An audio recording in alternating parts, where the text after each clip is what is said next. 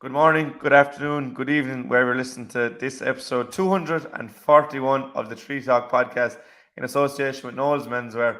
There's one major topic to discuss this morning, Matt, and that's the 2023 All-Ireland semi-final where Limerick have beaten Galway for the third time in 4 years to book their place in All-Ireland final with Kilkenny, which will be a rematch of last year's final. So we'll get our special guest, Barry Hennessy, on very soon to look back at that game, and there's plenty more to back on and look forward to. Stay tuned for all that and more. The impression of the game you get out of it, what you put into it's like a walk of life. If you're good enough, go out and get it, no more about it. But not so much control in the centre of the field from Kilkenny as Richie Bennett sends it high and over the bar. Your mother sends you down to the shop for a pound's worth of goods and she gives you 50 pence. You can't get the pound's worth of goods, can you? Just about kept in. Oh, well done, Johnny Buckley. To do that to Tomas O'Shea, he deserves to score from here. One of the highlights of the Sunday game. Limerick went out there from the word go today. No more about it. They made all the running, that was it. Put the ball over the bar and the back of it, and that's it. No ifs, no buts. Is there much time left? We've had a couple of injuries. Here comes Kieran Curry. Curry leading the charge of the right brigade. 45 metres out. He's a chance to score. He's put it high. There's no sympathy in this game for anybody.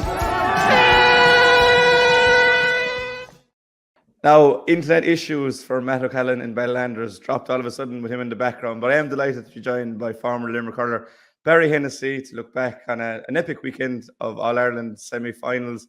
Barry, first and foremost, were you ever wearing a contact lens in a game for Limerick? I ate my carrots as a young fella, Jack, so the eyesight was good. So yeah, no, I never had the contact lens in. Yeah, it was a funny narrative to take out of two unreal games, really. You know, that sees Limerick versus Kilkenny back together. But on the hurling side of things, what did you make of the games overall before we get into the two of them? To go back to your first thing before go into the two games, I just think it's ludicrous at the moment. Like, it just shows you that people are just grasping at straws to try and to pull something out to talk about Limerick. You know, for years you see even Donlog. I know he mentioned in the Sunday game, like, Donlog was pretending he knows litters for years, or lying on the ground or whatever as well. Like, so, you know, it's not something that just has started suddenly, and it just shows you that people are trying to pick holes in this Limerick team at the moment. But going back to the two games, yeah, the first game was strange enough at the start. You know, I suppose Limerick probably struggled a little bit with the Galway's extra men in the first half, especially in the first 20 minutes. You know, Galway were able to kind of build it out defence there and build it to especially the Hogan stand side of the field and get a bit of a launch pad there and get ball into Conor Whelan from that side. And I think when Limerick kind of got to terms with that and pushed up a little bit more on him and nullified that spare man, and just as I said to someone the other day, turned up the heat, Galway couldn't live with it. You know, they couldn't live with the intensity that the lads brought it. So they probably won, Jack, as well, pulling up. If you look at it at the end, like, there wasn't the work done, as they say. They probably won't admit that they weren't pulling up, but it looked from where I was that they still had a little bit extra in the tank that they could have given, but the work was done, as they said. Kilkenny and Clare, kind of, when I saw Shane Morey going playing as a sweeper, you knew that there was probably trouble on the cards for Clare. You know, all year long they kind of had they'd backed themselves and pushed up and trusted their hurling and trusted their lads, you know, to go about their business and stick to their plan. And it seems kind of strange that they all of a sudden deviated from that plan that had kind of got them success all year. And then they probably dug too much of a hole, especially against a very physical Kilkenny team, like to try and, you know, bring 5 points back. Like, you know, so Kilkenny kind of all set their noses in front. And even though Clare kind of threatened at the end, Kilkenny, I thought, were still fairly comfortable, you know, and were still in control of that game as well. So strange from the Clare tactical point of view, but all in all, two good games, and it's after setting up a cracking final again. Yeah, like, where do you see the teams now as opposed to 12 months ago when they met in the final? I think from watching Kilkenny during the year, especially like their use of ball, I suppose, has really improved. And it's something I'd said on another podcast at the start of the year during the league, before the league final, that when they played Cork, especially in Nolan Park, like that, the way they were using the ball and they were using that crossfield ball to man into space as opposed to just coming out of the fence and hitting it as high as they could down on top of their full forward line, down on top of Wally Walsh. They still have that option obviously to do that, but they're really using the ball a lot more this year, and it's probably a sign of Derek Lyng coming in there from his time to the 20s. They did something similar as well. They kind of not deviated away from that traditional Kilkenny play, but they've kind of embraced that modern game, but they still have that Kilkenny tradition, I suppose, there as well, that if they do need an out ball there, that they have guys on the inside that can win their own ball still. And I suppose from Limerick's point of view, you'll be from being, I suppose, emotionally invested still with the group, and from being involved with them, you'll be laughing at what you'd hear during the year, that they're not going well, and they're not performing at their highest level and standards. And in fairness, I've said it all year, they've been playing an All-Ireland final every day they've gone out, because every team wants a crack off them, and the Limerick scalp is that prize at the moment, is getting that scalp and being the team to get it. Clare got it already this year, other teams wanted it as well. But for a team that was kind of, as people perceive to be falling off, they're after winning the league, they're after winning the Munster Championship, and they're back in an All-Ireland final again. So I don't know what more you can ask from them, to be honest. Yeah, one more game is all people will be asking for. But look, you've obviously played with all those players, and there seemed to be a shift maybe around half an hour into the game on Saturday. How intuitive are the players on field to kind of understand what Galway are bringing, and then to maybe shift how they were playing? And they just seem to turn it all of a sudden in Croke Park. Yeah, I suppose that's just coming from the training ground as well. And I've always said it, that the only person that knows how to beat Limerick is Paul Kinnerk. Paul would have that planned at the start of the year. He'd know exactly what teams are going to do before they'd even do it. And I think it comes from experience too, that this group is together now since 2017, or the spine of the group is more or less together since 2017. There's a lot of experience built up there. There's a lot of repetitions there. There's a lot of scenarios that have been trained, and they've seen a lot. So when the heat has turned up on them, those lads know that they've experienced this before. They know what to do basically, and then it helps them when you've got Paul and John on the sideline and Shawnee and the lads above in the box. That I'm sure Shawnee picked up on that spare man on that side of the field and filtered it down to Paul or John, and that got onto the field then, and lads were able to filter that through the lines, and it's a very easy switch then after that. So. Can you feel that momentum swing, when you're watching those games or playing those games, that you are on top of the team all of a sudden, and it gives you confidence? And Limerick really never looked back once they gained any sort of foothold in the game. Yeah, once they pushed up on that side of the field, and then they started getting close and making the contacts and making the hits, and as I said already, the physicality side of it, once they started to turn that up a little bit, it released the runner off the shoulder. It made Galway kind of push up on them a little bit more then as well, and Galway kind of started following the men and tracking the men then, as opposed to marking space. And you can see it from Nicky's puckouts, even the amount of ball he got to Tom Morrissey, say running onto, or to Grode running onto. That's when you played Galway a couple of years ago, they kind of had a man marking the outside space there, so that kind of was always cut off.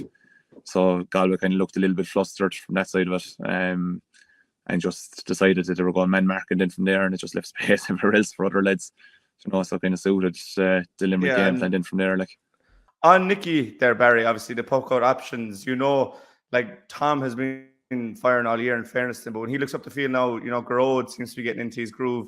Keane is obviously back on the field again, and Limerick seem to be making those runs, and in Nicky they probably have the best in the business in finding him. And primary ball from puck out is so crucial in hurling these days. Yeah, you have a fella there that's going to have the ball in his hand, Jack, 40, 50 times maybe in a game, between balls that are passed back to him in possessions and all that. So having someone you trust first and foremost that they're going to execute it, and then having the lads, I suppose, look the repetitions from training and the whole lot, and over the years, Nicky knows where Grode is going to be, where Tom is going to be, where David Reedy, even David Reedy was a massive outlet for him there on Saturday, popping up into that middle third, into the pockets for him. So that offered him something else rather than trying to hit the boys on the outside. And whatever fire Galway thought they were putting out with Tom Morrissey, you said there, Grode was popping up on another side, Keane was popping up in the middle, Kyle had made a few runs down the wing as well, so in fairness to Galway, they were putting out one fire and then another fire started the other side of the field, and then Seamus would come out for a sharp ball, or Barry was out to work it up the field, so they just you've so many attacking threats with this Limerick team, like you know, that like it's so hard to nullify all of them, you know. So And then obviously you were talking about putting out fires. Will O'Donoghue at 6, is that a fire that you saw coming, or one that Galway would have been expecting, do you think? no, and I think everyone was looking down at the trees in the warm up to see who was playing where and who was pucking with who, to see where the positions were going to be. You knew, sure, look, William played a 6 for the PRC, like, you know, and he's quite comfortable there too as well. And like he's an athlete as well, and as John has echoed in his interviews there over the last week, like he's a natural born leader, like, you know. So it was no surprise when you saw him there. It was probably a surprise to see him there. From everyone thought Dan Morrissey was probably going to go out there and Richie'd come in, but you know, look, he did. I thought he did a great job. He held the line there in the middle. Found his groove very, very early, which was important as well, because I suppose Galway were probably trying to think that they'll let there be a new guy at 6, and if you put someone maybe with a bit of legs there and try and run around the place or get them short on ball, what would they do? And ask the question there. But in fairness, they got the grips of it very, very quickly, like, and he held that centre very, very well. So It ties into the versatility of the lads back there, and it must be very hard to prepare for Limerick when all of a sudden you have a Barry Nash back in the corner, or Dan Morris might be full, or Mike will be full. Like, it says a lot about the lads that they can, you know, really play anywhere, like, you know, in the middle third or even going back a bit further. yeah, and it comes back to, I suppose, lads being comfortable on the ball, Jack. That I suppose the way the modern game is now anyway, like you could start with 4 in your back and next minute you're up corner forward, like, you know, like the Perry does. Or even with Dan, like, you might have a fella there like Conor Whelan that if he's detailed to mark him, he could end up half forward, you know, he could come back into the full back line again. So I think it's testament to the lads as their hurling skills first and foremost, but then their composure in the ball, like that they're just able to do these things. And even they're looking up further up the field, like if you were Henry Shefflin there and you thought, right, Cian Lynch is named at 11, who are we going to put in him there at 11? And maybe that impacted their selection there with Dahi working out there. But then next minute Cian pops up at 8. You know, you've David Reedy now at 11, different proposition again, the guy with legs there. So yeah, as I said, you're putting out one fire and another fire starts somewhere else. The lads themselves, Barry, it doesn't really seem to matter where they play, that there seems to be you just trust in John and Paul and the lads, whatever decision they make, that the lads buy into it. And you can see in the field, it doesn't really seem to matter where anyone is playing. They just go out and do their job, and there's no sort of questioning why Will would be there or why Barry's moved back. They just get on with it and do the job. Yeah, I suppose that trust has been there, Jack, since day that, you know, and it hasn't steered anyone wrong anyway at this stage, you know. So, like, it's very easy to have that trust when you're winning and you're successful. On the other side of it, like, if you were to look at it, if Limerick hadn't been as successful as they were over the years, you know, and you were shipping heavy defeats and all that, like, that trust probably wouldn't, as I said, wouldn't be there. And like, you could see it even during the Munster Championship, like when results probably weren't going the way they wanted to, like, they still trusted in the system, they trusted in the process, they didn't deviate from what they've been good at these last couple of years. Like, you know, they didn't revert back to traditional Limerick of lumping ball back in and being under pressure and being flustered. Like, they just trusted that their hurling was good enough and they trusted each other, more importantly. Like, so There's obviously on-field leaders there as well. And when Declan wasn't there as captain, I know we mentioned at the start about Nicky, but just to have a presence there, you know, in the net, just whatever happened inside there, it was only 30 seconds, it made no bearing on the game, but to have a leader there that can just calm things down and, you know, get reset, and Nicky, you know, is the longest serving member of the panel, that it's really important that someone like there that he can see what's going on, he obviously realised something was happening and just slow it down, reset and go again. yeah, exactly. And like, there's where you could see, like, Dara was doing in the middle of the field, you know, he was talking to lads and egging them on. Excuse me. Like, if you look up through the spine of that Limerick team outside of Nicky, like, Jack, there with, to say, Dan Morrissey at 3, William at 6, or Declan at 6, you know, William when he was at midfield with Dara, Keane at 11, or Grode at 11, or Tom, whoever it was, you know, and even Aaron inside, like, that spine is very experienced there as well. And you can see, like, when the screw has been turned on Limerick, like, that's I think what Limerick have over other teams, like, that spine is so experienced and so calm, like, that. Again, they'd be shouting to the lads like, oh, look, we've been in this position before, we've experienced this, like, you know, there's no need to panic. So, like, there's leaders everywhere, really, to be honest with you, and it doesn't matter if you're 30, whatever Quaid is now, 39, we'll call him, or Colin O'Neill coming on at 22, 23, like, you know, or Enemy English, whoever it is, like, you know, they're, in fairness to all of them, like, the lads are they're leaders, like, and that's why they're so successful. Like so. We have a guest joining us in the background, Barry. We had promised that he'd make an appearance. Matt, we're just talking about the Galway game, and we briefly mentioned Nicky there, but I'm sure there's questions you'd love to ask Barry. Yeah, Barry, I suppose I've lost the drift of the conversation because of the gremlins here of and the vagaries of broadband out in rural Ireland. But Barry, I'm just wondering. Obviously, if you could bring me up to speed on your take on the whole Galway game last week. I suppose it was a game of a third and 2/3, if you like, because certainly the first 20-25 minutes belonged entirely to Galway. And for a long time, they looked poised to upset Limerick, but Limerick were just awesome once they got going. Yeah, Matt, you'll have to write a letter to your local TD anyway, Matt, about the broadband issue and see if they can get something sorted. Just saying to Jack there, Matt, that I suppose Limerick probably struggled a little bit in the first 20 minutes to get to grips with the extra men. There wasn't really an extra man, it's just kind of the way the Limerick play. Peter Casey was kind of foraging back into the middle third base, and that Hogan stand side and allowed Galway to build a bit of a platform there. And I think when Limerick finally got to grips with that and pushed up on that side of the field especially, and disrupted that ball into Conor Whelan, Matt, and turned up, as I said to Jack, turned up the heat and the intensity, and you could see the tackle count started to rise then, and the intensity of the hit started to rise. Galway just couldn't live with it, and it looks like they got a little bit flustered and decided that they were going man marking the Limerick team, which you can't really do because it's just open spaces everywhere else. And I think the energy we used there, Jack, was it's fires. Like they put out one fire, and next minute another fire pops up in Seamus Flanagan or with Tom Morrissey or Garrod, whoever it is. So it played into Limerick's hands, and even though they performed really well, they probably left a few scores behind them as well, which could have pushed them further ahead. I know Tom had a couple of shots he would probably be disappointed with, off 2 intercept puckouts.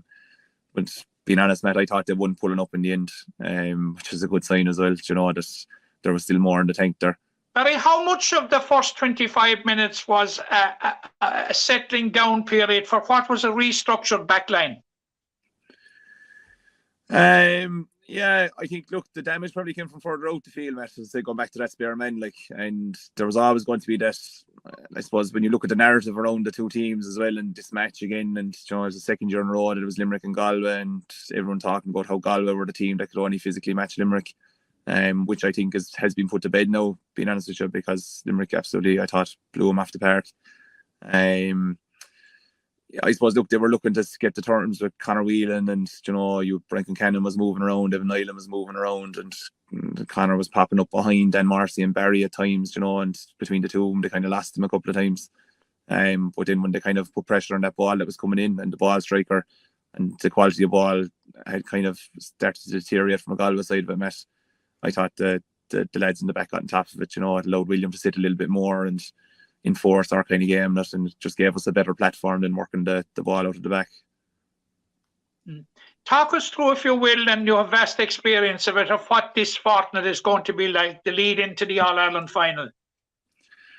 It'll be very enjoyable anyway, Matt, because for years you were waiting from, and it's kind of, I suppose, it's a regular thing now, thank God, for the last couple of years. But Connor or John and Caroline will be just making sure that lads are comfortable, that nothing changes, even though it's an All-Ireland final. It's still another game. It's still another opportunity to go out and play for your county and play for each other and get up to Croke Park, So they won't be allowing the occasion to play them anyway, Matt. They're a quite experienced group at this stage now, and they know what works for them, and they trust in that. And you can even see with the 4-week break there, they have it down to a T now at this stage between the Munster Championship and the semi-final.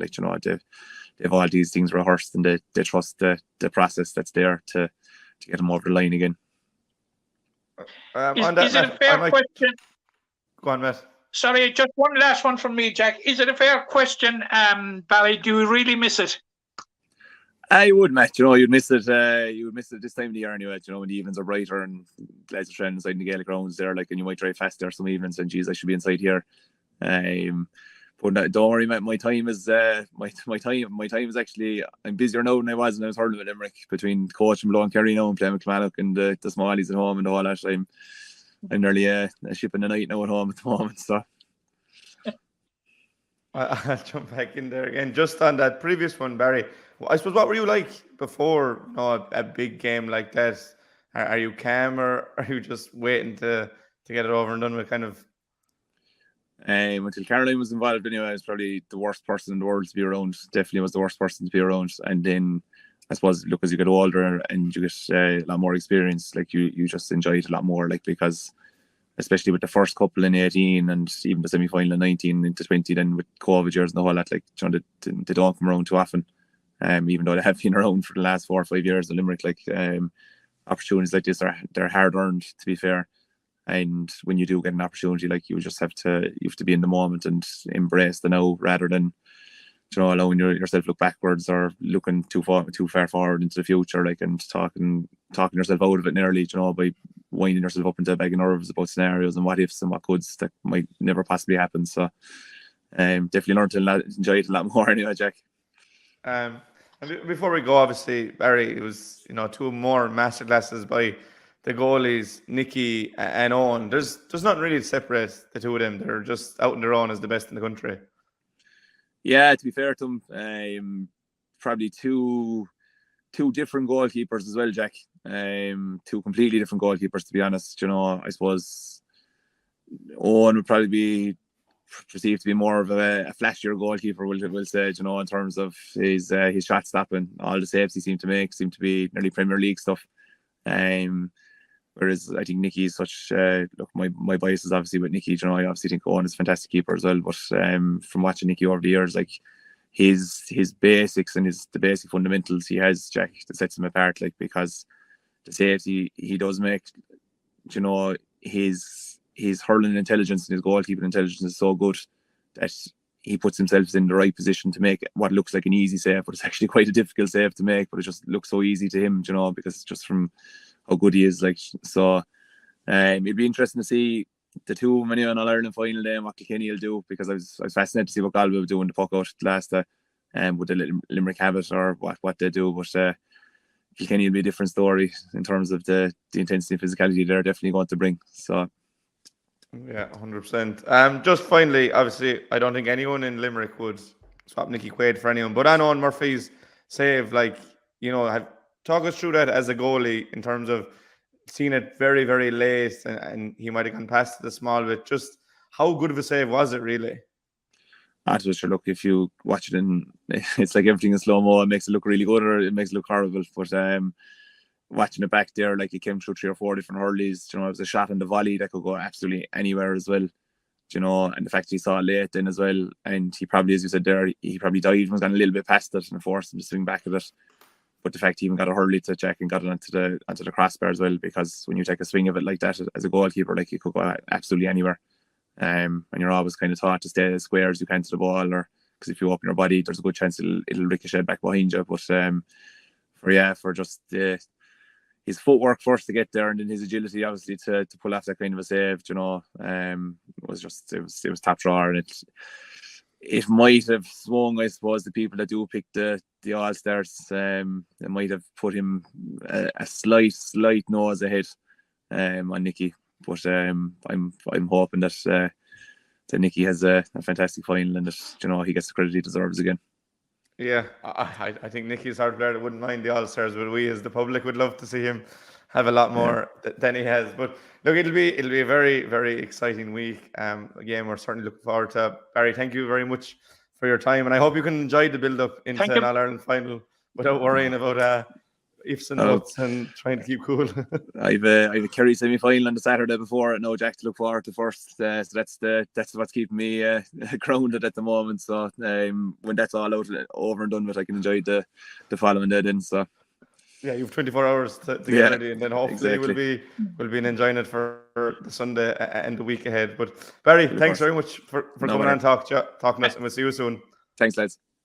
Thanks very much, Barry. Bye. Cheers, bye. man. Now, Matt, that was former Limerick goalie Barry Hennessy giving us his time there, talking about Limerick versus Galway, and obviously looking into Limerick versus Kilkenny in the All-Ireland final in less than 2 weeks' time. So, Matt, it was comfortable in the end in Croke Park, as an overall 75 minutes, what did you make of Limerick's performance? Well, as you know, I wasn't in Croke Park, Jack, for circumstances outside my control, unfortunately. But I watched it very, very closely on television, and I would have to say after 25 minutes, I was seriously worried because, as you know, at the outset of the competition, I did tip Galway as being the greatest threat to Limerick. And, you know, for 25 eerie minutes, my worst fears seemed to be about to be realised. But, Jack, when Limerick got into their stride, this was an awesome performance. Without question, the best performance of the year. And it will rank up with some of the very best, Jack, that will say second half and 10 minutes, that 45 minutes will rank up with the very best that they have produced, going back all the way to 2018. It was simply phenomenal, and Barry was right. Like the threat of Galway's physicality was literally blown out of the water, absolutely blown out of the water. You know, and I think the margin could have been greater now, Jack. And I'm not feeling greedy or anything like that, but where does it end? The adaptability of the players, like William O'Donoghue was just simply enormous, Jack. Absolutely. We see Cian Lynch back, oh Lord, just one step below his best, I'd say, Jack. Right up there again in terms of influence and everything. And it augurs very well for Limerick for the final. That the type of form that Cian is running into at this stage. And what about Aaron Gillane? Like the two goals, like absolutely the first one, where he won possession, made space for himself and buried it. And Jack, his reaction for the second one. Like most fellas would say, he batted it into the crossbar, they'd say job done, but he was alert for what was going to happen and buried it first time, Fantastic. But all over the pitch, all over the pitch, like the way that the defence settled as a unit, like minus two key players and minus the leadership of Declan Hannon, like as John Kiley put it, was it after the match he put it, or was it with our press evening on Monday evening that he put it, like that he was replacing a leader with another leader? Yeah. And William O'Donoghue has taken on that mantle, like, and the performance of Darragh O'Donovan, like, we could go on and go on and go on, and should be all eulogising, Jack. It's and what about Mikey Casey's save off the line? Yeah, and it was a real turning point, because they would have been 8 down if Mike didn't get as he called it the other evening, a save. But just which you have him saying, insisting for the save, yeah. Yeah, but it's just pure this Limerick team. Their instincts are generally very, very good, and without that intervention, the game could have gone a different way. But I suppose you didn't have. I don't know, would it, Jack? I don't know, would it, because of the mental strength of Limerick and what they have in the tank in the face of adversity. What I think it would have done, it might have altered the winning margin downwards. Yeah, maybe. I just thought it was a crucial few minutes around there, because I think Darragh gets a point at the other end, but. Obviously, Barry mentioned it when he was saying about Will going to 6, that you're looking out at the trees warming up, and you wouldn't have had the benefit of that at home watching. But were you surprised, first and foremost, the way they went about Will at 6 and just moving Dave into centre, Cian to midfield? Yeah, well, maybe a bit surprised, but not shocked, if you can get what I'm trying to say. You and I, Jack, have seen William O'Donoghue being a very, very effective centre halfback. And the changes that were made were all for the better, Jack. Cian Lynch was very comfortable in his new surroundings. You'd Garrod going to his familiar surroundings. So, look, it goes down, Jack, as another Kylie Kinnaird masterstroke, Yeah, it does. And look, we haven't ruled out Declan for the final as of yet, and he won't be ruled out until the team is named and the team actually takes the field on Sunday week. But you'd be happy with Will in his position, and you'd also be very happy with a number of players that are really starting to find their game. You mentioned Keane did a lot of nice stuff, especially in the second half. Garrod looked more like himself. Kyle Hayes was his all-conquering self at wing back. You know, there was Aaron Gillan has been like that all year, but the players seem to be hitting the form at the right time with only one game left. Absolutely, and you just mentioned something there, Jack, and like, you know, the narrative has been convulsed to a degree since the semi-final with the performance of Aaron Gillan, the performance of 𝘕𝘰𝘦𝘯𝘴 𝘔𝘦𝘠 at centre field, the return to a top form of Cian Lynch. But absolutely, what was another very, very encouraging factor was the form of Kyle Hayes. We saw Kyle Hayes at his most effective best on last Saturday. I thought at times he was awesome. He caused Galway untold trouble down that left flank. And look, that overall, Jack, I suppose discounting the first 25 minutes, you know, which unfortunately were there, but it was nearly a consummate team performance. You know, it was. In a way, do you think, you know, John Kiely and Kinnerk would be not happy, but, you know, there's something clearly there to work on for Limerick going into the final, that it wasn't the perfect performance. It was perfect at times, but there's still that, it wasn't even complacency, as you said. I think it was just getting used to the new surroundings. But we've seen Kilkenny this year, they're a really formidable team that you couldn't give them a 25-minute head start, because that's what we did in 19 and couldn't claw it back, you know. So there are things for Limerick to work on. There is, and John Kiely and Paul Kinnerk, no doubt, will be delighted to have that stick to wave over them of that 21st 25 minutes, and it gives them room to look, Jack, how serious it might have been. You're right, had that 25 minutes occurred in the final against Kilkenny. Like we said all the time, like when we heard that Declan Hannon was out, you know, that 3 weeks was a lot of time to be giving to John Kiely and Paul Kinnerk. You know, if you were trying to plot their downfall, that they were going to come up with a solution. So, like, they're going to come up with a solution to that. It won't happen in the All-Ireland final, Jack. Be absolutely certain about that. You've been an advocate for Galway over the last few years, Matt, and I would have been the same, that they were potentially the team to take down Limerick. But, you know, obviously the All-Ireland final 2018 was a game of its own merit, pushed them really close in two semi-finals in 2020 and last year. But 2023, you know, they look back as a very disappointing year. You know, did it go wrong for Galway because Limerick were so good, or do you find it was more a lot down to their own performance as well? I think in general, and I've looked at them a good few times on television this year, and I think Galway have regressed, Jack, and that was borne out last Saturday. I think, for instance, Dahi Burke and Garrod McInerney aren't as effective as they used to be. I thought their half-forward line really got blown out of it once Limerick settled down, and you know, I think they need an infusion of a big infusion of new blood, and I think after this defeat now, Jack, that Galway are going to go into a transition process, and I think you'll have to see new faces. It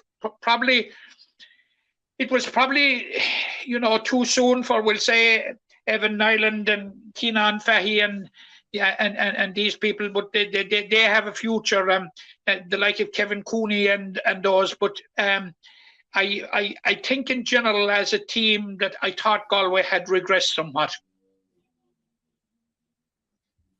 And obviously then we'll be spending a lot of time next week looking at Kilkenny, but what do you make of them so far this year? Because to me, they look a lot better than the team that even reached an All-Ireland final last year and pushed Limerick all the way. Yeah, that was the point I was trying to make to John Kiley on Monday night. If you remember when I asked him about the Kilkenny, the measurable improvement in Kilkenny, I think there is. But I think the only resemblance to Kilkenny today and the Kilkenny team that will reach in the All-Ireland, will meet in the All-Ireland final with that which we met in the league final is the colour of the jerseys. Because I thought in the league final they were absolutely pathetic, but in typical Kilkenny fashion, like they've timed it perfect, and we'll have to say it again. And there's an awful element out there, particularly on the East Coast, that don't like it, but they were able to amble through a Leinster Championship.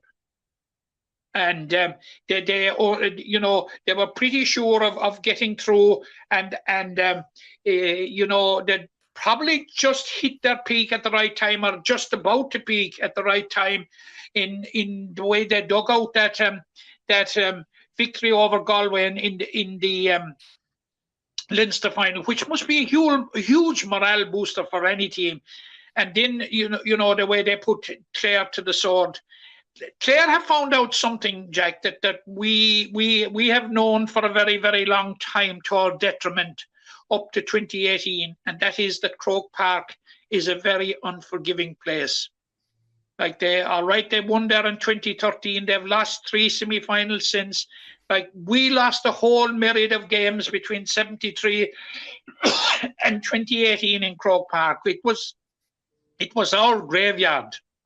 And now Clare are finding a bit of that. And of course, I think some of the top, I know David McInerney and those were absolutely fantastic, and David Fitzgerald, but like, did Tony Kelly hit his best form in the semi-final? I wouldn't think so, and Kilkenny were deserving winners, I thought, Jack, but only just.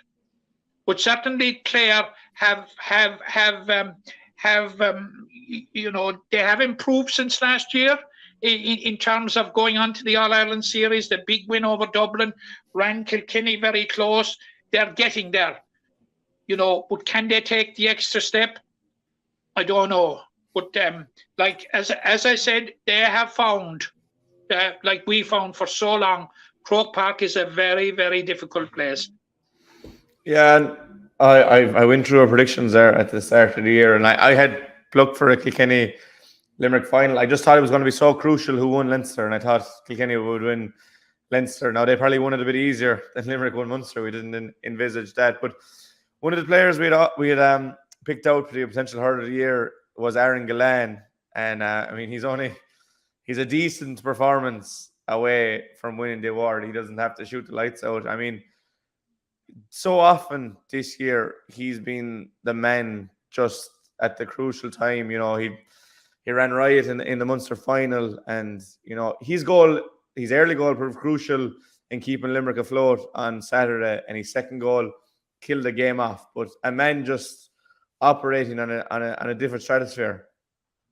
Oh, he's on a different stratosphere, and actually he's in the form and shape of his life.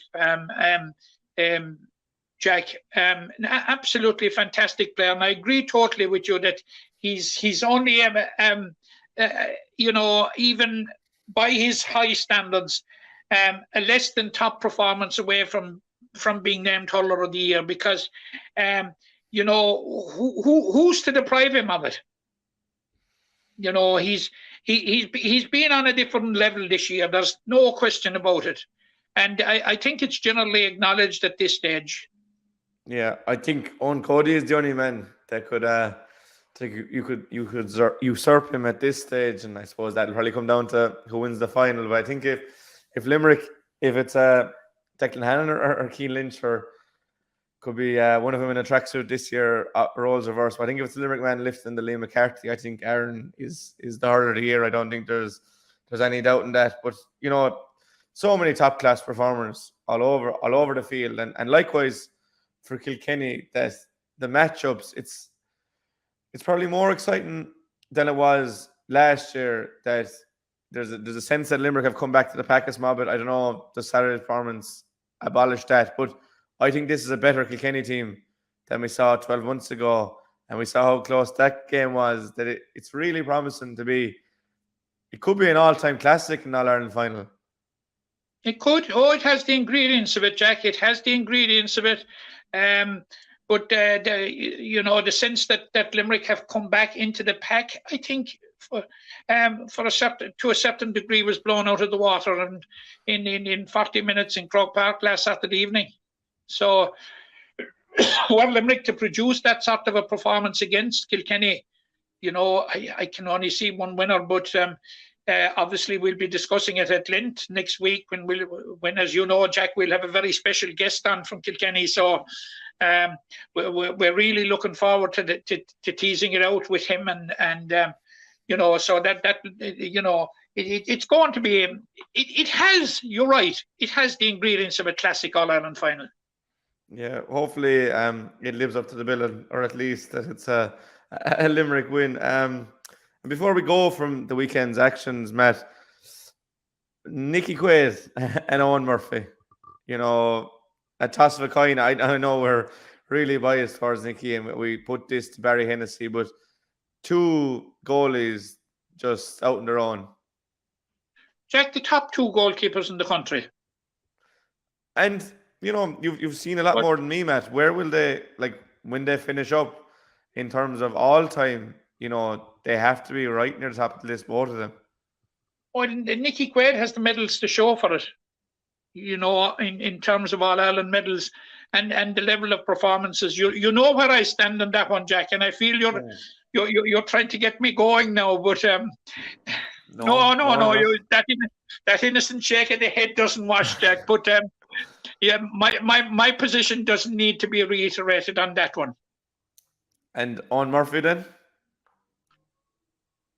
My position doesn't need to be reiterated. Owen Murphy is a very good goalkeeper. But I rate Nicky Quaid so highly, as people know, that he's just up there as far as I'm concerned. Yeah. And I was saying to Barry, it was crucial. Whatever went wrong, the contact lens or a belt he got, it was only very brief. It happens all throughout the game. But just have that wherewithal and knowledge just to slow things down. He's the man that has more possessions than anyone, and Limerick are in a very good position that it's Nicky Quaid as Limerick's number one, and hopefully he'll be number one on the All-Star team later in the year. We won't get into All-Stars because that'll definitely... We'll get into All-Stars only when we have to. Yeah, and hopefully it'll be... look, we might say one thing about the All-Stars, who for you has their place guaranteed in the All-Star team, regardless of how anyone else plays in the final from Limerick? Well, I think William O'Donoghue and Darragh O'Donovan, they have been magnificent all year, and William O'Donoghue has added another string to his bow with his performance and in showing his versatility and adaptability. Who has had a fantastic year for Limerick is Tom Morrissey.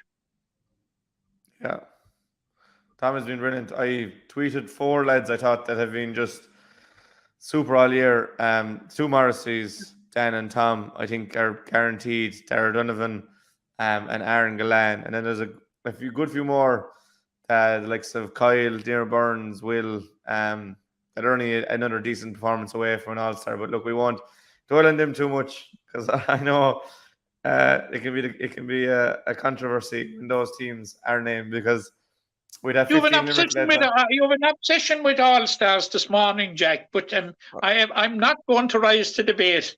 No, we'll leave that, as you said, until the men in suits have decided who are going to get them at the banquet. But very exciting times, Matt. A 5th All-Ireland in 6 years to look forward to. Could you have ever envisaged a scenario like this? Not at all, Jack. Not at all. I absolutely. I had despaired in ever winning an All-Ireland final in Croke Park. I was there in 80, 94, 96, 2007, and the heartbreak, particularly in the 90s, losing that particular game to Wexford anyway, and the way we lost the game to Offaly. I said to myself, "Oh my God, this, we're never going to see the day now, But Look, this is dreamland, Jack. This is dreamland. And we're going to have a generation of young people now, we'll say between the age of 10 to 16 at the moment, you know, when they have been brought up in a diet of absolute fantastic success, and you're just about to wonder how they will adapt when you know we'll be coming up second best and won't be lifting silverware every year. But it's a wonderful place to be. It's a fantastic odyssey for somebody like myself that has been involved so long in the game, to see that this happen. You know, you dream of winning one All Ireland, Jack, but to be possibly on the threshold of 5 and 6 years, like it's almost unimaginable.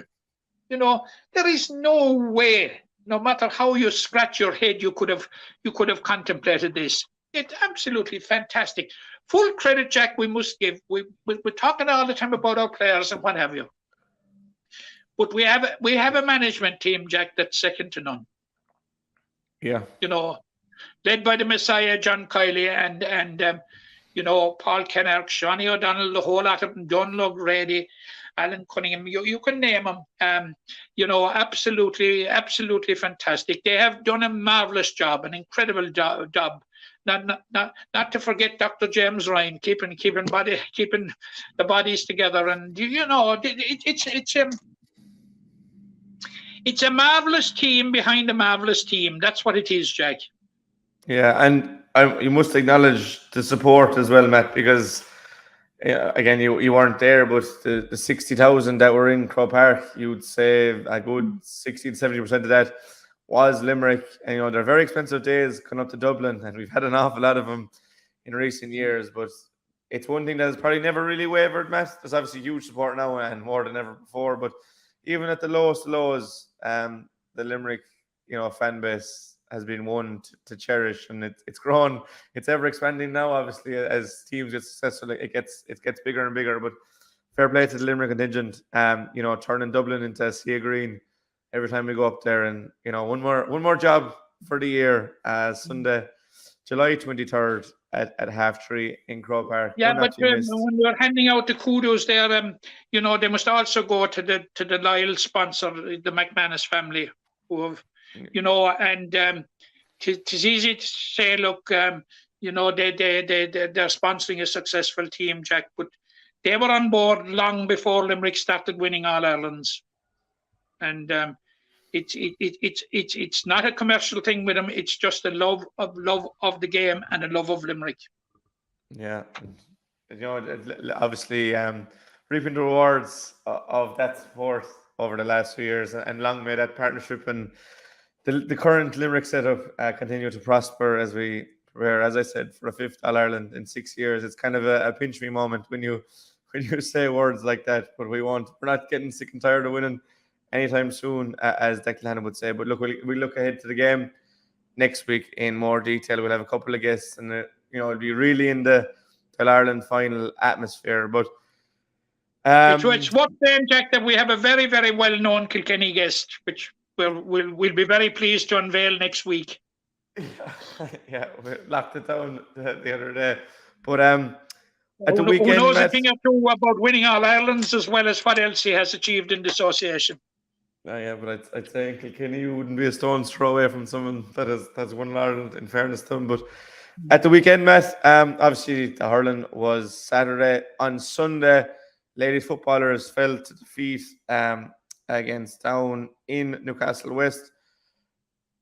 Kind of a dead rubber in many respects. Both teams were through to an All Ireland semi-final. You were playing for first place, but there was, I suppose, a repercussion that defeat means you play Fermanagh, and we know what Fermanagh are like at this grade, and they have been the team to beat Limerick in a number of semi-finals since Limerick went back down in 2019. But on the game itself, Matt, some bright sparks, but Down were worthy winners. Yeah, Jack, they were worthy winners. I couldn't argue with that. I was there. It looked pretty bright for Limerick in the first half. They played pretty well in the first half. I think we're only a point down at halftime, 7 points to 1-3. The Limerick goal had come from Amy Ryan, who delightfully lobbed the goalkeeper after about 7 or 8 minutes. A fine execution of a goal by Amy, and she quickly added a point. But they were down by a point at halftime, turning over against the breeze. Now, it was very, very hard to make a judgment as to what, in terms of points or scores, the value of the breeze or the advantage of the breeze. But it was an advantage. But, Jack, we always seem to be coming up against this one marquee player. And like in the league semi-final, it was all at Prenter, who caused all sorts of problems for Limerick. Last year in the All-Ireland semi-final, it was Emer Smith of Fermanagh. Now, we understand that Emer Smith is not playing this year. But last Sunday, it was Natasha Ferris who got a goal and 8 points. Now, her goal was of a fortuitous nature. It accrued from a free that was dropped in and seemed to deceive the Limerick defence and ended up in the net. But she ended up with 1-8 in total. Limerick were poor by their standards in the second half. Their level of performance dropped. The number of final passes that weren't complete. They had a number of turnovers. Look, Jack, the second half gave Graham Shine and his management team and a whole lot of things to work on. And look, this narrative is going around. Look, that we it would be great to be playing Carlow instead of Fermanagh. I sort of don't buy into that at all, Jack, for the simple reason that this is the last 4. And if you have to have ultimate success, you have to beat what's in front of you at this stage. You don't have any choice about it. And I know Fermanagh were runners-up last year and all that sort of a thing. But you must remember, Jack, we beat Fermanagh in the league semi-final last year. Yeah. So I met some people throwing their hands up, in Newcastle West after the match last Sunday, saying, "Oh, sure, look, we've, it's Fermanagh now." I don't know what this morbid fear of Fermanagh is. I think that I think Fermanagh are beatable, and Limerick put on a very decent performance against Sligo, who up to this year were an intermediate team and who were a Division 3 team.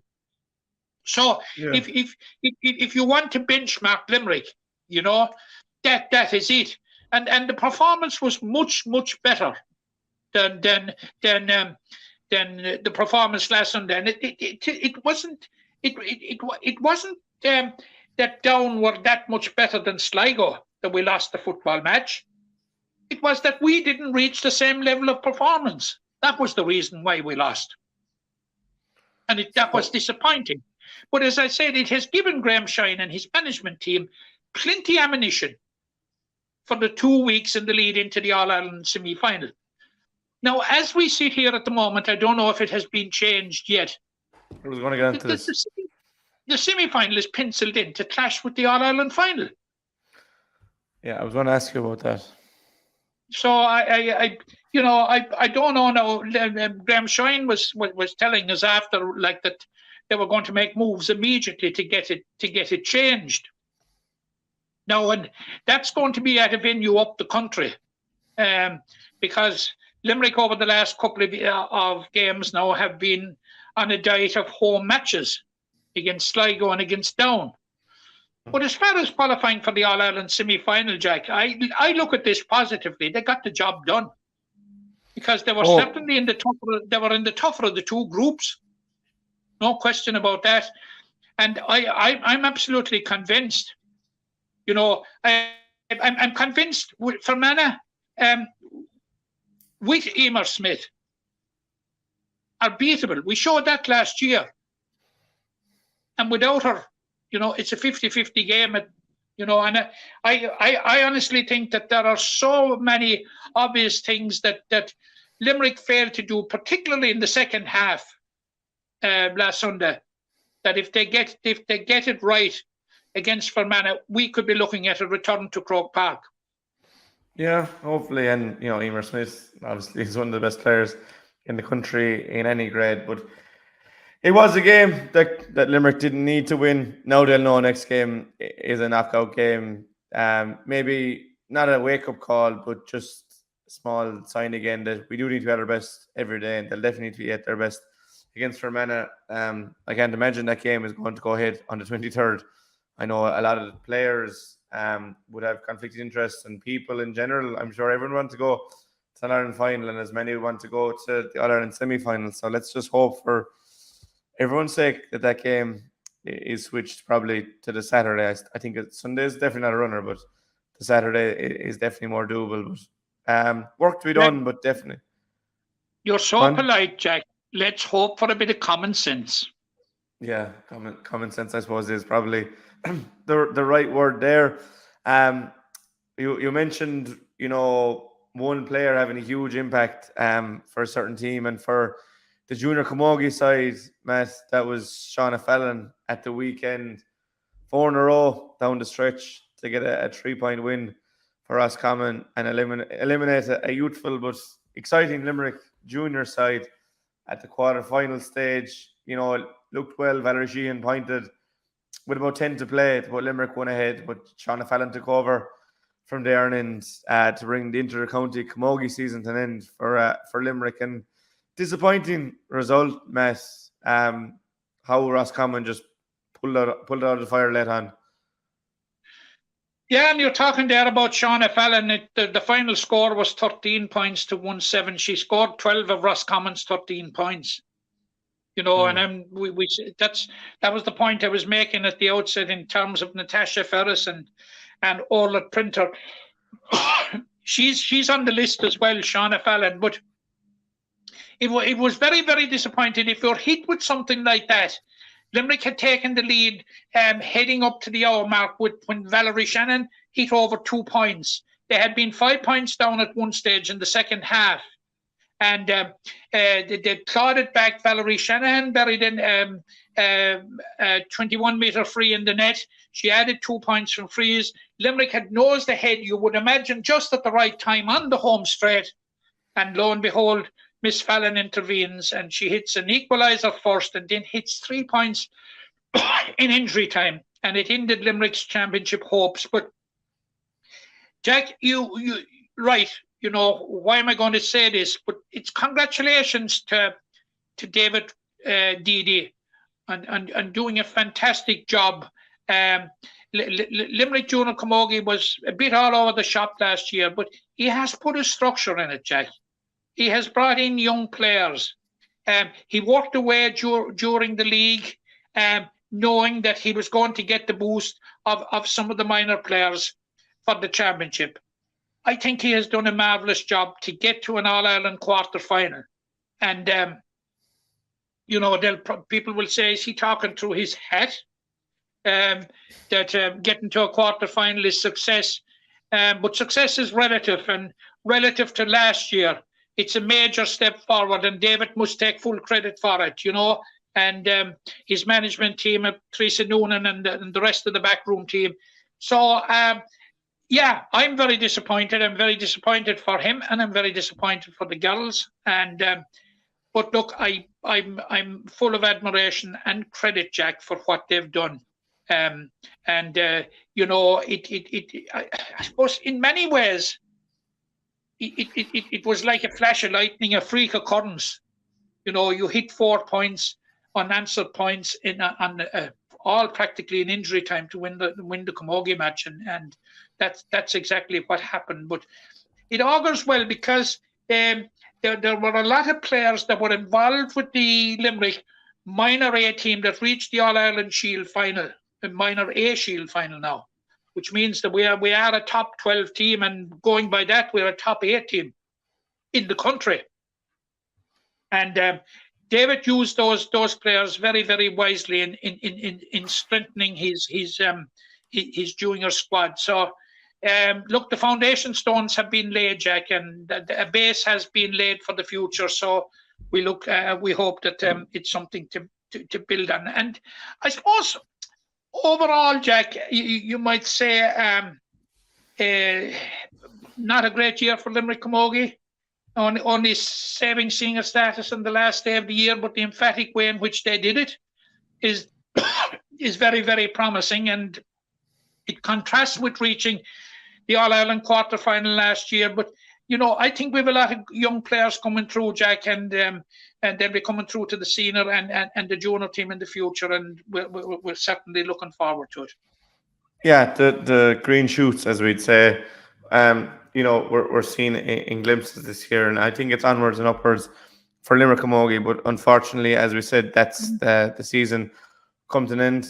You jumping in? But before we finish the season, you must remember we won the Munster under 16A Camogie title, which was a fantastic achievement. Now, we didn't go as well in the All Ireland series, but like any year, Jack, that you put championship silverware on the sideboard, it's a successful year.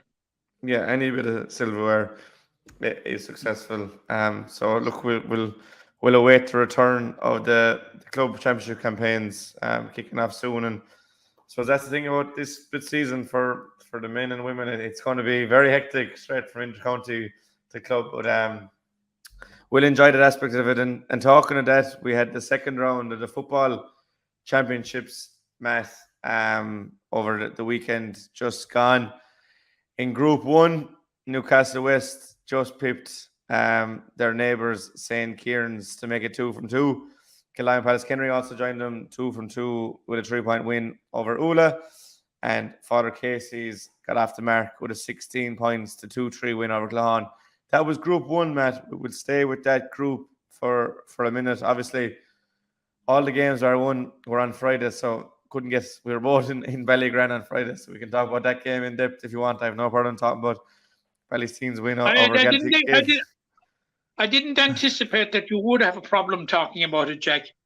But we'll go to Group 1 first. Obviously, St. Kieran's have a couple of big injuries.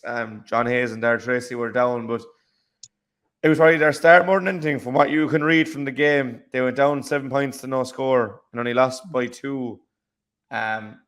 So it was a case of close, but not close enough. But again, Newcastle are another one of those teams that just know how to grind out wins, and ahead of a 5-week break, themselves and KP are on 4 points, and they'll be very happy with the start. Yeah, no, Newcastle West were down. St. Kieran's, first of all, were down. Darragh Tracy and John Hayes, two huge players, as you know. I'd seen St. Kieran's the previous week against 𝘬𝘬, and I knew when I saw John Hayes limping off that it would be a very, very tall order to expect him to be back in 7 days, because he seemed to be in discomfort. And Newcastle West were down a very good, down a lot of players as well. We're talking to Jimmy Lee in Rathkeale on Sunday evening, and apart from 𝘕𝘰𝘦, he was down Ian Corbett, Emmett Richter, and a couple of more key players like that. Actually, he said that the line out from on Friday evening contrasted considerably with that was played in the Munster final in Mallow last year. And look, I think I just don't know where to put St. Kieran's. At the outset of the competition, even though they had won the league, I thought I saw 2 St. Kieran's last year. I saw St. Kieran's that was quite good and very good, and I saw one that was poor that bowed out of the championship to Monaghan. And I saw him now again in the first round against 𝘬𝘬, and I was expecting big things after the boost of winning the league, and I'm afraid I didn't get it. But they got over the line against 𝘬𝘬. But Newcastle West, even though they were down big numbers, but you take John Hayes and Darragh Tracy out of any team, Jack. You're going to be under a bit of pressure. If you take 2 leaders, 2 key players out of any team, and but Newcastle West won quite comfortably. I was talking to a couple of the Newcastle West players on Sunday in Newcastle West, and obviously delighted with 2 wins from 2, and we'll be hoping that their forces will be replenished once the the championship resumes around the 17th of August. So, look, so far so Newcastle good West, for Newcastle Newcastle. West, like, you know, Jimmy Lee was saying, you know, when the football championship was launched, that, you know, a lot of their season could hinge on the first 2 games. And he was right. They were facing Father Casey's and facing St. Kieran's. And, like, you know, to come out of it with 4 points, they'd be absolutely delighted. And it's the perfect start. Also a perfect start for Kildimo Palaskindry. And we did say, Jack, that of all the dual clubs, it was most important for Kildimo Palaskindry to hit the ground running in the football championship. Oh, yeah. Because they have a greater overlap, maybe with the exception of the Piercing, but they have a greater overlap of players than the other dual clubs. So, because the Piercing probably, you know, have hardly any. Monaleen are gone down the road of where they've hardly any either. And we know with Adair that the crossover is very, very little, but the crossover is considerable when it comes to Kildimo Palaskindry. So Kildimo Palaskindry's, and one fear that I did have for Kildimo Palaskindry, but they've blown that out of the water, and that was the second-year syndrome. Like they've got the perfect start, and they have one leg in the knockout stages at this stage, Jack. You know, so you know they'll be absolutely delighted, like going into the hurling championship, that their footballers can say, "Look, we've played 2 matches, we've 4 points, we're in a very, very good place." Yeah, definitely Jack, in a good place. And then Father Casey's with their team to get off the mark. Yeah, I worry for Claughaun, Jack. You know, I was talking to Claughaun people on Sunday evening now before the game, and like they've lost a number of people, the number of players to injury, and they've lost a number of players to immigration, and it showed. Now, Father Casey's didn't root up any trees either, as far as I was concerned. It was a question of getting the job done. You know, getting over the defeat by Newcastle West and sort of relaunching their campaign. I would have to say, Jack, having seen Father Casey's a couple of times last year, it was a complete new look. Father Casey's team, and speaking to some of the connections after the game, like they told me that as many as 12 of the squad that featured in the All-Ireland semi-final last year are not available to them this year. Now, some of those will not be available at all this year, and whilst they're expecting that a couple may be back for when the championship, or sometime after the championship resuming in August. So in many ways, Father Casey's have been decimated, you know, in terms of personnel, and I suppose it has had the knock-on effect that they have had to withdraw out of the intermediate football championship. Yeah. So look, Father Casey's will be glad to get 2 points on the board, and they will be hoping that over the next 5 or 6 weeks that they'll get some bodies back, and I think 1 or 2 important players will be due to be returning at that stage.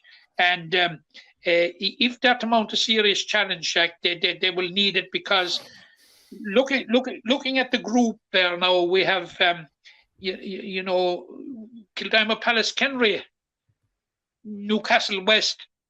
They're 2/3 of the way, Jack, to a quarter-final place at least. Oh yeah, 100%. Then an absolute crucial game, and you know, I don't want to preempt anything. An absolute crucial game in that group, Jack, is going to be Father Casey's and St. Kieran's. Yeah, it'll be massive. There's a lot of crucial games coming up in both groups, and as you mentioned, for the likes of KP, Newcastle, Adair, Monaleen, these teams, that when the hurling starts now, you know, they'll have 2 rounds of hurling play by the time they get to playing football, and they'll play 2 more rounds back to back. It's going to be very hectic. And you mentioned, you know, the importance of KP getting the 2 wins in Group 1. In Group 2, Adair were the same. They made it 2 from 2 with a fairly comfortable victory by the looks of it, over in Ipirshig, won 10 to 4 points. Now, Ipirshig actually went 4-2 ahead, and Adair kicked 1-8 without response in the final 40 minutes. But, you know, like Newcastle West, very hard to catch Adair in the group stages. Probably would have put a lot of thought into the Monaleen game, caught through that by a point, and probably flexed their muscles a small bit. And they're in pole position. They're the only team in Group 2 with maximum points, and hard to see them not finishing top of the group anyway.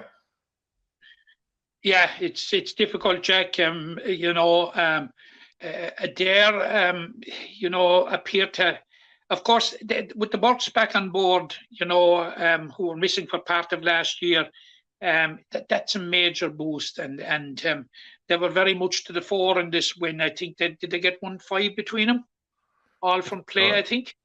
Yeah. You know, so yeah. Look, I suppose Adair winning is something that. Why are we shocked? It's something that we have been. We have something that we have become accustomed to. It's a kind of a standard for the Limerick Football Championship at this stage in the group stages. Yeah, but you know, it was really welcome to the big time for the Ipirshig after that win over Ballysteen, and not that I think that the Ipirshig are in any imminent danger of going back down again or anything like that. You know. But it was a lesson, and a lesson that I'm sure that they will take on board when hostilities resume in August. And yeah, look, it's very, very hard to see anybody dislodging Adair from snaffling the semi-final place from the group. Yeah, and results elsewhere means, you know, the battle for second and third is very, very tight. Obviously, Ballysteen beat Celtic Gales 113 to 14 points again. We were both at, but Monaleen also beat Ballylanders 111 to 12 in a game that really ebbed and flowed throughout. And I know Bally held the lead late on, but you know, Monaleen came good towards the end to get a crucial win that leaves Monaleen, Ballysteen, Celtic Gales, and Ipirshig all on 2 points heading into the break, and it's, you know, setting up nicely there. It's setting up nicely. It's going to be a very competitive. Three remaining rounds in this competition, and as you were there, Jack, just as I was there at the Ballysteen Celtic Gales game, and I have to say, I was shocked, first of all, that Ballysteen lost in the Ipirshig in the first round. I have to say that, but I was impressed with Ballysteen for a long time as they built up what was a commanding lead in the first half. Now the Gales came very, very much into it in the second half, but they closed the gap on a couple of occasions to 2 points. They were down 7 at one stage, I think, in the first half. And they closed the gap in the second half, but they just couldn't get any closer. Ballysteen appeared to have that capacity to just, you know, when danger was imminent, that they were able to find the score that gave them that little bit of a cushion. And in the end, ran out. The deserving winners, I would have to concede. As far as Ballylanders is concerned, I did point out last week that Ballylanders, you know, have a very good record against Monaleen in the past. Now this is back-to-back defeats to Monaleen in the championship, and you would say from the first round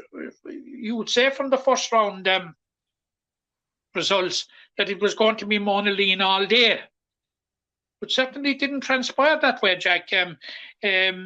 Ballylanders really put it up to them, and we're unlucky that didn't get something out of the game. And this sort of has been the story of not Ballylanders' season, but Ballylanders' 2 seasons. They lost by a point to St. Kieran's last year, lost by a point to Adair. This year they've lost by a point to Celtic Gales, lost by 2 points to Monaleen. Like, you know, they've been there or thereabouts, but they just don't seem to be able to get over the line in the crucial home straight. So Ballylanders are bottom of the table now, but you know, I still think that there's points there for them that they can extricate themselves from that position, but they need to get a win somewhere. So in interesting times, but very, very hard to see a Dare being dislodged off top spot. Yeah, they are in pole position just on the Ballysteen performance in the game. I was at really good performance by the boys. Good response after the Napier defeat, and it's, as I said, it's really nicely packed there in the middle third, and I'd say round three will be kind of that moving round, but a lot will happen between here and there for lads that are playing dual codes, and you just hope that everyone across all clubs that is playing both will be able to get through it, and we won't see injuries pile up, because it's probably only the second real split season we're seeing. So any learnings that people would have taken from last year, hopefully they can be embedded this year around. But just on that second weekend, Matt, I did predict all 6 results, but you got 3 of them bang on. Newcastle to win by 2, KP to win by 3, and Monaleen to win by 2. So you're streaking ahead there. 5 points clear. I thought when Ballysteen won that I'd have moved ahead by virtue of you picking Galtee Gales, but no, your 3 correct answers, and you were quick to point it out to me on Monday evening in the Gaelic grounds. Early ripe, early rotten, Jack. Yeah, look, it'll come thick and fast now. As I said, the predictions will take a break for the 3-4 weeks now until the hurling is back, if even, so it's quickly coming around. But first blood to you, you didn't put any physical money on it. No, I'm not a gambling man, Jack. No, either would I, because if I laid money, they'd lose. So I don't do that anyway. But yeah, a good busy weekend of football action. The hurling will be up next, and we'll be really into club scene. But we've the small matter of an All Ireland to get through first and foremost. But before we finish up, Matt, there was a fitting tribute in Croke Park to John O'Grady on Saturday evening. A round of applause. Father, obviously, to Colette that we would have seen at the matches, Mungret St. Paul's clubman. So just want to give our condolences to the family of John. Yeah, Jack, I agree totally. I knew John O'Grady very well. I remember vividly his career, and I had the pleasure of being in Croke Park that day in 1977 when he took charge of the All Ireland Senior Final, and what a job he did! It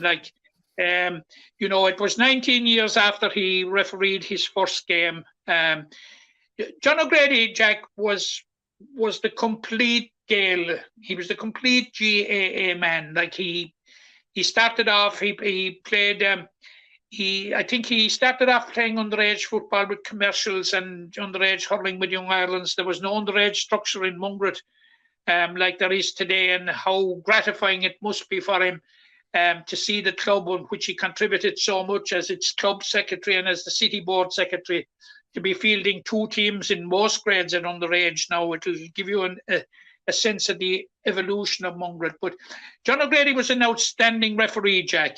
That refereed, as I said, at the highest level. He took charge of a couple of under-21 finals, took charge of county finals. He was a very much sought-after referee, as both as a referee and as an administrator, John O'Grady was absolutely top class.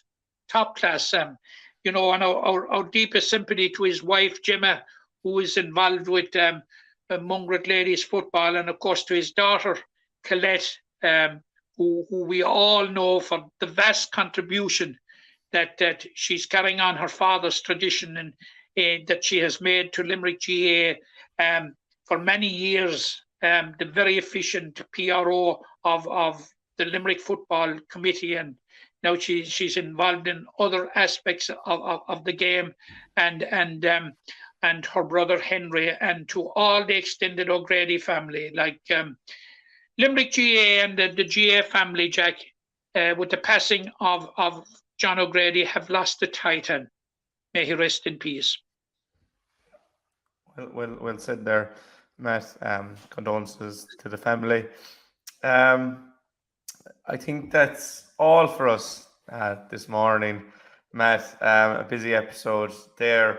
Huge thanks to Barry Hennessy for coming on again this morning to give us the lowdown on Limerick versus Galway. As we next week already, it'll be an All-Ireland final preview. It doesn't be long coming around. Obviously, touched on the ladies' football, defeat and the defeat in Camogie in the second round.